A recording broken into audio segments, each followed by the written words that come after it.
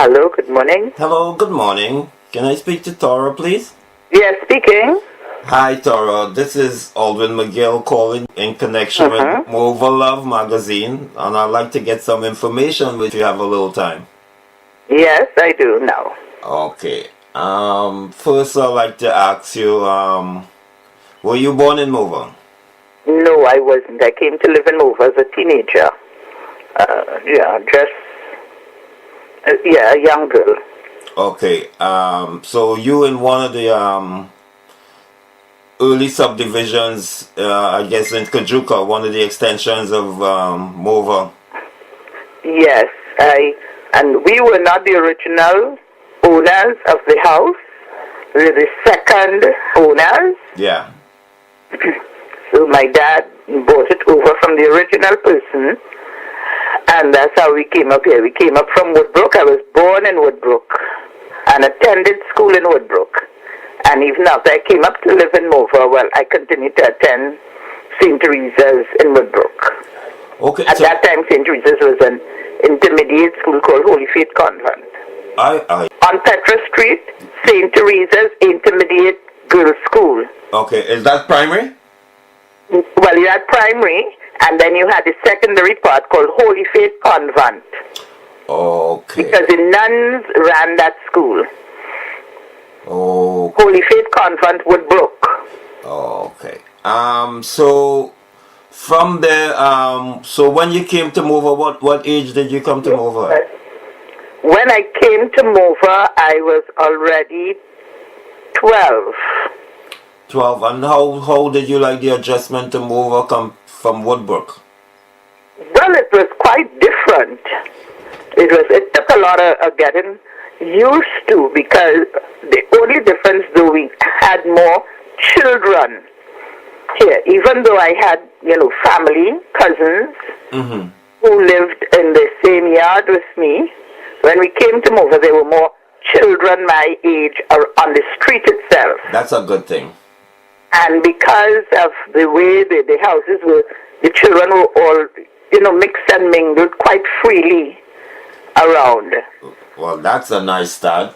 That's a nice start from Morvant. Okay, so you graduate from the convent? Yes, I graduated from the convent in 70 and went started to teach, and then went straight to Teachers College. So what did you teach before you went into college?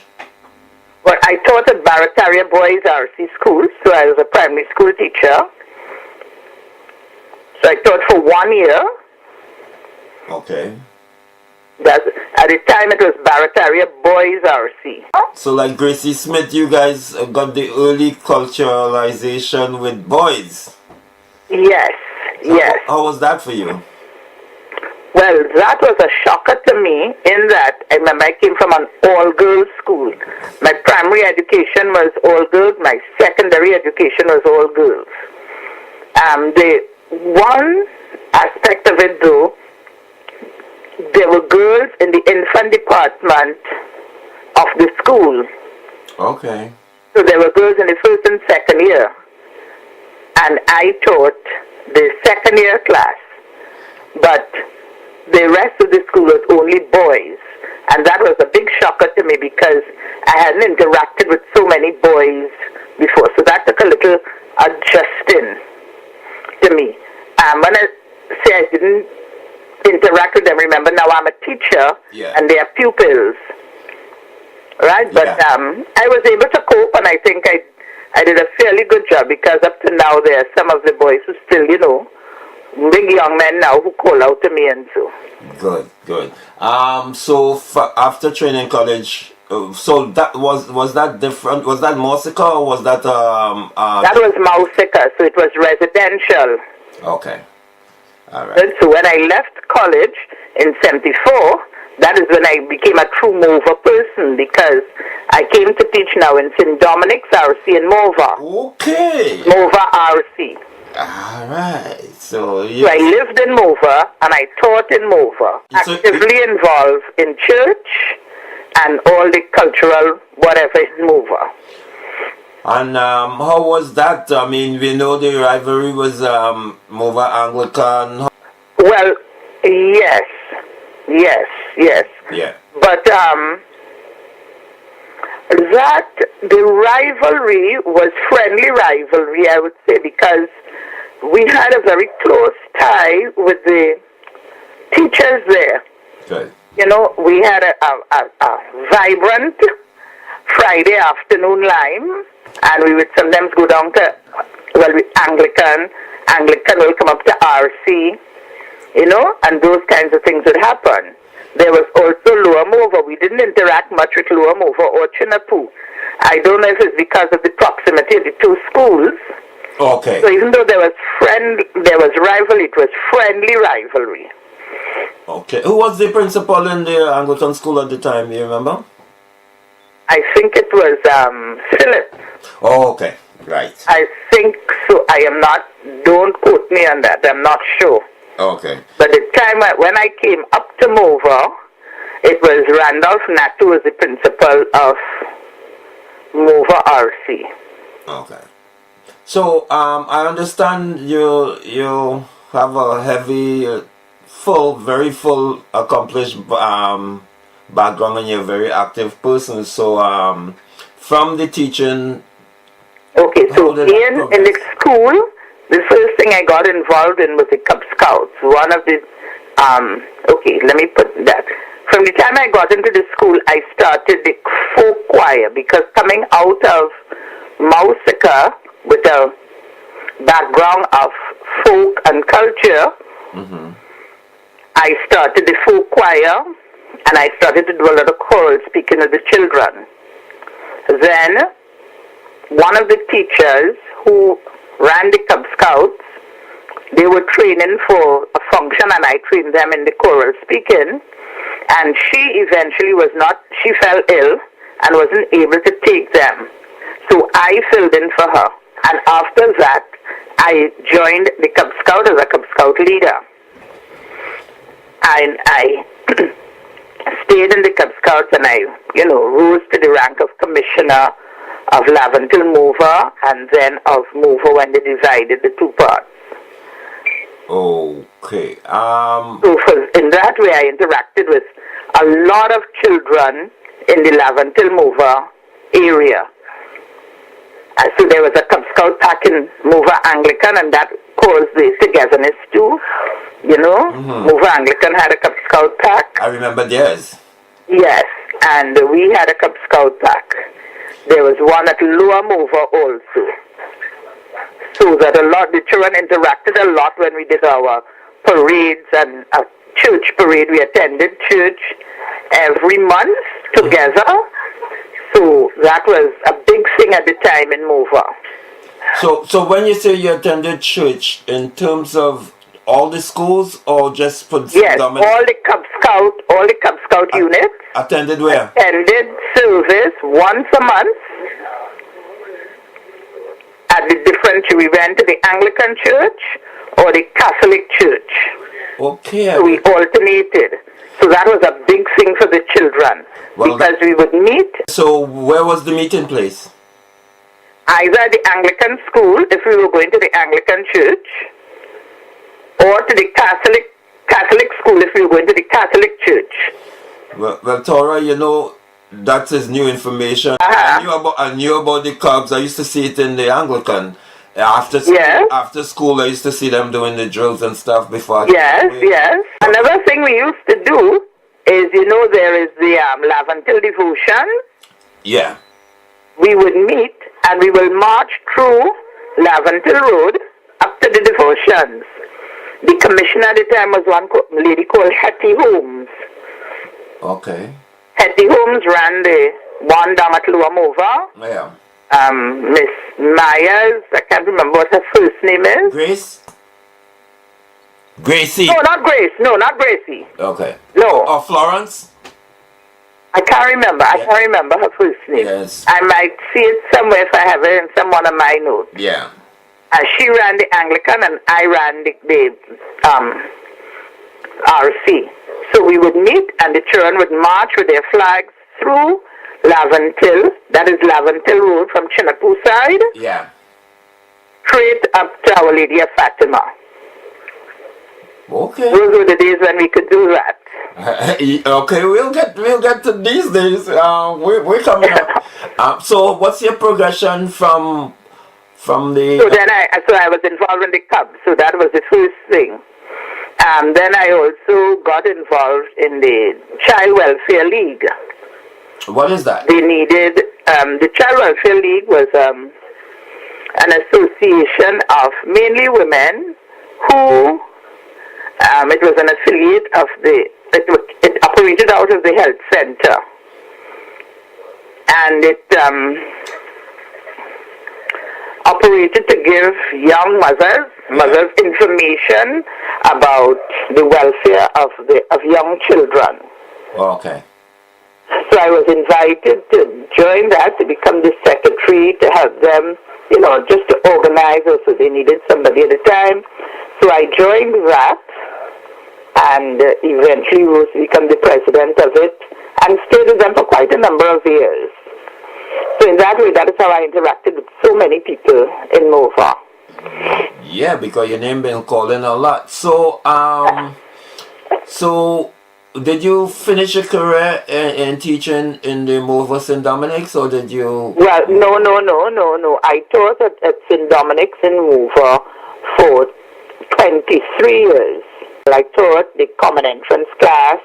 I was responsible for the Cubs. I was responsible for the choir. I took the children, through the Cubs. I took them all over the country. We went to Cub jamborees, Cub camps, and up and down the Caribbean. We went to the Caribbean camps. Mm-hmm. And I also took the children to competitions, so what you call San Fernando Arts Festival competitions, and they won a lot of things and so on. Yeah, in the cultural field and stuff, right? I'm like, In what type of company? The Best Village or? No, not Best Village. In singing and choral speaking. Okay, all right. So you stay with your expertise. Yes. Okay. All right. So then I was teaching in the class. I gave extra lessons, that kind of thing. And then working in the church too, it all tied in. Yeah, and that's St. Dominic's, right? And that's St. Dominic's. Okay. Then in 1997, yes, I was promoted principal at Rose Hill RC School. So that's when I left St. Dominic's. Okay. But because of the organization of the church... Were you a vice principal before or? No, I was a class teacher. So I came straight out of the classroom and was promoted principal. How was that? Was that a little shock or were you ready? Well, because of my expertise in the things that I do, being commissioner and running committees and so, the management part of it was not a shock. The part of it was a cultural shock, because up to that time, people lumped Morvant and Laventille together as having the same ideologies and the same, how I should say, understanding. Behavioral pattern. Yes. However, when I got there, what I realized, I had what I say is cultural shock. There were two entirely different places with the behavior being totally different. The one thing that stood out for me, I don't know if you would have been in Trinidad at that time, or you would have had opportunity to observe. Mm-hmm. But on a weekday morning, when school is in session, if you walk down Lady Young Avenue, or if you just stood up at Lady Young Avenue, and you stood up, let's say, in the vicinity of the cinema, okay, or anywhere there, what you would see is people hustling to get to school. Parents are trying to take their children to school. People about the business of getting where they have to be on time and so on, in a very organized and focused manner. I did not see that when I went up to Laventille. Right? Yeah. What did whenever you reach, kind of thing. There was no hustle. Okay. As though, it wasn't important for children to know that to get a fully dressed and go to school. So that in Morva, what you would see is all the different uniforms of all the different children going to all the different schools, hustling. Mm-hmm. You didn't have that. I didn't see that in Laventille. What about uniformity? What you mean by uniformity? If they wore how they wore their uniform? Yeah. That was another problem that I had to confront at the school where I was, as I said, RC, where children wore whatever they wanted. Parents put on whatever they wanted. So it was no big thing to see children come into school in jersey and pants and, out of uniform. Okay. And so that is what I call, the cultural shock. Okay. And after that after Laventille, so is that where you stayed or? I retired as principal of RC in 2012. Okay. What I do now is I work with the Catholic Board as what is called a Vicariate Manager. As you know, the church is divided into different areas. Okay. So you have the Northern Vicariate, the Southern Vicariate, the Eastern Vicariate, the Suburban Vicariate. That one. The Catholic Church has 116 primary schools. Okay. And in Port of Spain and environs, we have 30 Catholic primary schools. So I supervise 15 of those, being the ones in the the Laventille area. Yeah. It's the Laventille Morva area schools. Okay. Myself and another person, we are called Vicariate Managers, responsible for the schools. So is that position like a supervisor, like from the government? You have. Right. It is like a supervisor, but from the church. Yeah, I recognize that. Yeah. Right. Yeah. So our main function, even though we check to see the administration of the curriculum, the curriculum is delivered, and so we look at the religious aspect of it. So we ensure that Catholicism is ever present, that the doctrine is taught, that they participate in all, Catholic activities, and that they maintain the standard and tradition that the Catholic schools have been traditionally known for. Because, the Catholic schools are considered the best and so. Mm-hmm. Right, so we try to maintain the traditions and standards of the Catholic teachings alongside the national curriculum. We infuse the national curriculum with the Catholic values and teachings. For his dad, and I'm wondering if it's the same Thora Best he was talking about. Were you entitled to a scholarship? No. I am not the Thora Best in athletics. Okay, all right. There you go. No, I am not. I'm education. I'm the Thora Best in education. Okay, but because there was a Thora Best that's supposed to be in athletics. Okay. Yes. Just to get. He lives in Texas. Right. Oh, okay. So we get all those activities which I kind of heard about. You being a busy lady.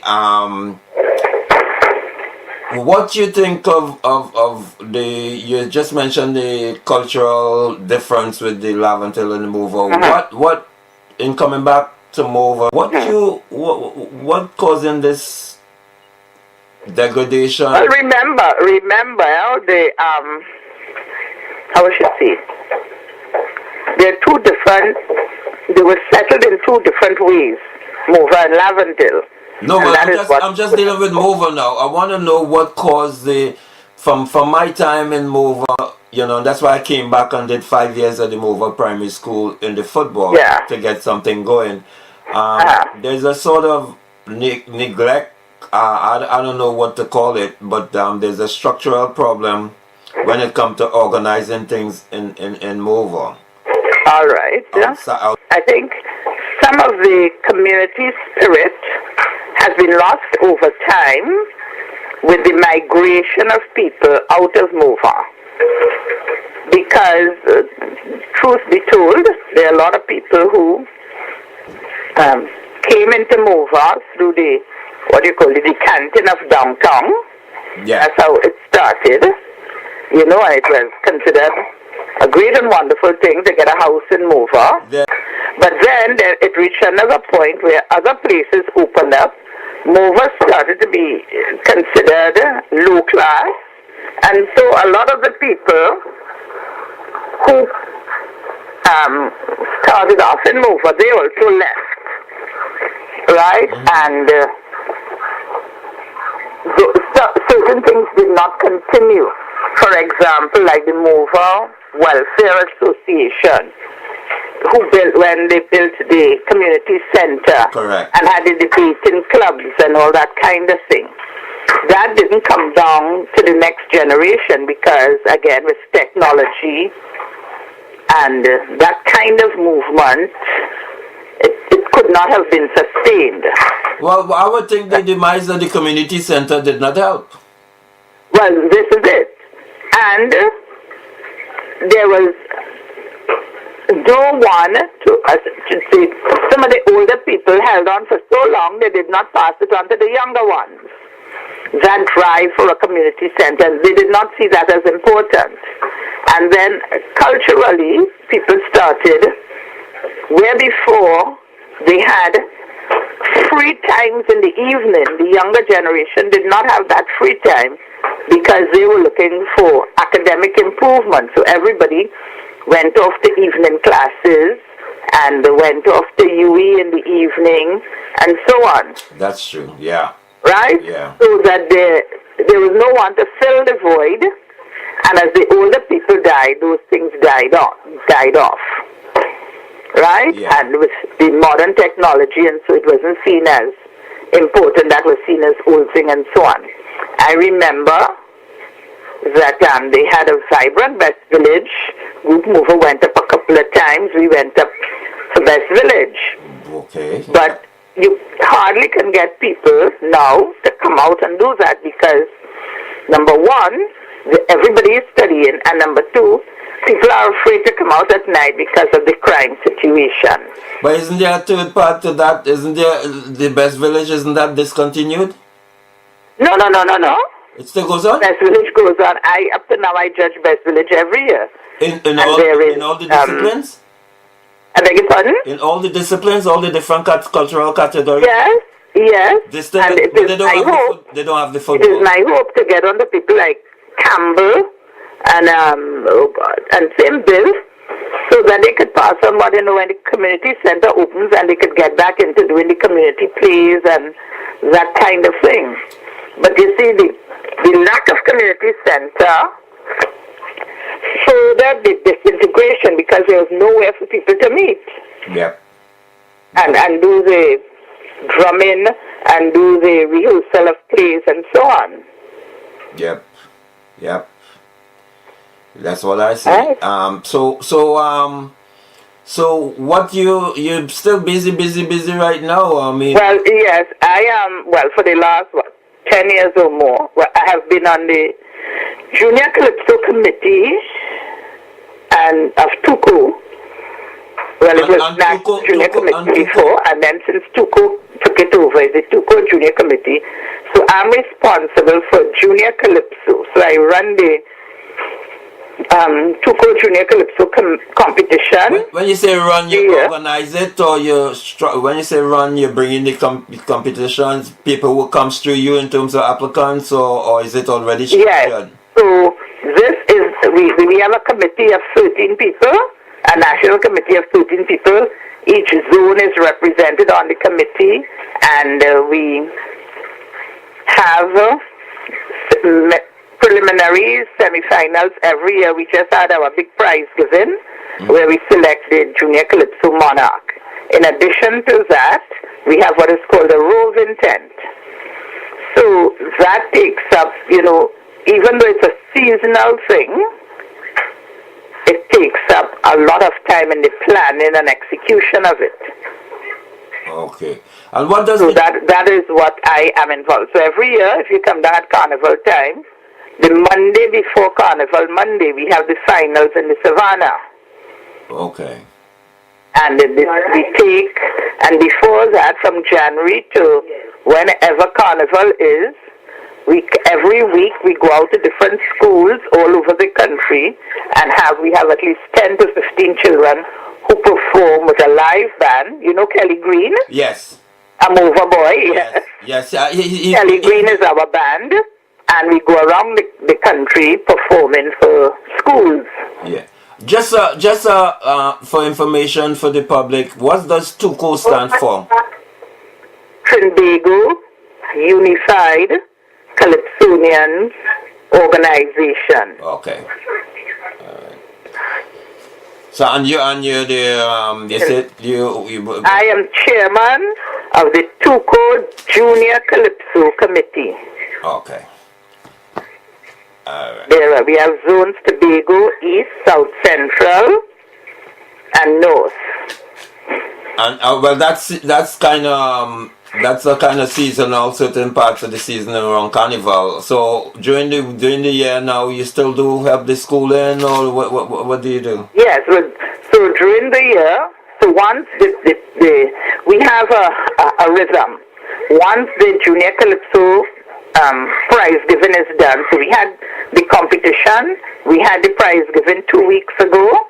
We normally have a big thing because you don't only have a monarch and finalists, but we have 31 other prizes that the children can attain. So we get an award, and First Citizens gives cash prizes, and we get trophies either from Central Bank or from other Calypsonians, senior Calypsonians. They donate trophies, and you get prizes for like the best humorous Calypso. You get the best zonal performer. You get the best primary school performer. You get the best secondary school performer, because the competition caters to children of school age, so from 5 to university age of 20. Wow. Yes, so it's broad. So you we don't only recognize the monarch, but we recognize children also who compose and sing their own calypsos. We recognize if you sing the best song, the best party song, the best song on the national instrument, on family life, on drug abuse, prevention of drug abuse. Yeah. Good. So, and we have sponsors like NADA, the National Drug and Alcohol Prevention Program. Yeah. They would donate, they would sponsor that category. So the child gets an additional prize. We have like senior Calypsonians, for example, Bomber, who is known for his humorous calypsos. Yeah. There's a challenge trophy that is given to the child who sings the most humorous calypso. Under his name? Under his name, it's called the Clifton Ryan Trophy. Okay. The prize given to the person who writes and sings their own calypso is given in the name of Beulah Bob. Beulah was one of the sisters, what you call them again?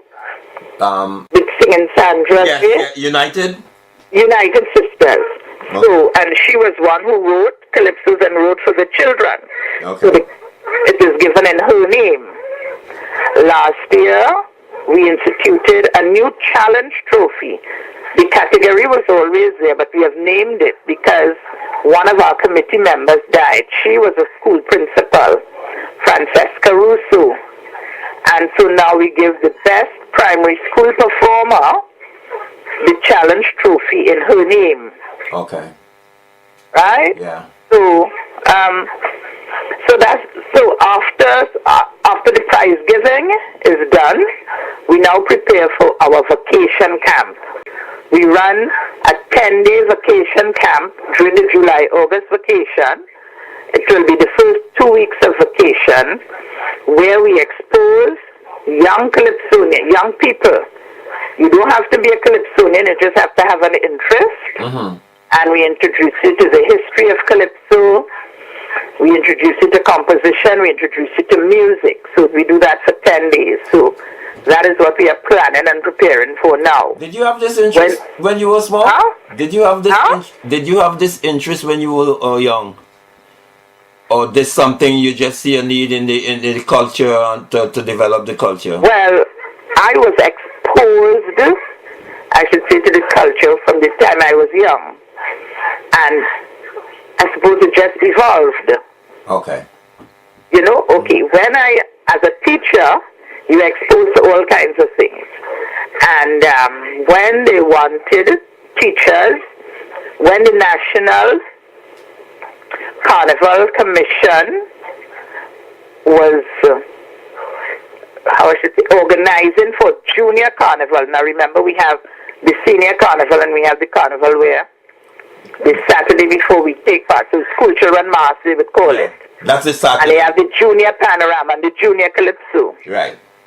So when they were organizing that committee, I suppose they looked around for teachers who had that interest or expertise. And I was invited to join the committee. And when the interest groups were given the authority to run their own section of the carnival, I was invited by TUCCO. So from 1998, from 1998, the interest groups were given responsibility for their part of march. So NCB and National Band Leaders were given the responsibility to do the junior parade of bands. TUCO was given the responsibility to do junior calypso, and Trinbago was given responsibility to do junior panorama. Oh, okay. At the time, Sedley Joseph, the Penguin, was the general secretary of TUCO, and he invited Miss Russo, the same person I told you who is now deceased, and myself to be part of the TUCO Junior Calypso Committee. Okay. So and other teachers, people like Gemma Jordan and Menon Walker Briggs and so on, they were part of. Mrs. Briggs was the school supervisor, and they sanctioned our inclusion on this committee. So from then it just evolved because I demonstrated an interest in, things cultural and the choral speaking and so on. So, based on this magazine that I'm doing and stuff, the Mover, the Savannah, there's no activity. They renamed the playground, right? To Nurse Mac. Yes. Right. Were you familiar with Well, I was very pleased that they have re-energized the Mover Welfare Association. Right. And I'm hoping, I'm waiting to see what is going to happen, because I think depending on who is given responsibility for the community. That's the Mover Central Community Council, MCCC. Yes. Yeah. So, who has that responsibility? The programs, the kinds of programs that they institute would either help or hinder the reunification or the revitalization of, activities in Mover. Are you willing to contribute to whatever skills you have? Of course. Okay. Well, the lady... As I keep saying, whatever I can do, I will do as long as I'm able to. Well, Pamela Philip Rochard, right? Oh, yes. She's very active. I interviewed her just before I came back in March. Right. Yeah. Okay. Yeah. So so that's a stone throw from you. So there you go. Yes. Yes, when they had a big function there, and I was invited and so on. Okay. So, well, Thora, you keeping yourself busy. I found that out. And you're the daughter of Mr. Best, right? Yes, I am. All right. And he was one of the members of the first community welfare council. Yes, MCWA. Yeah.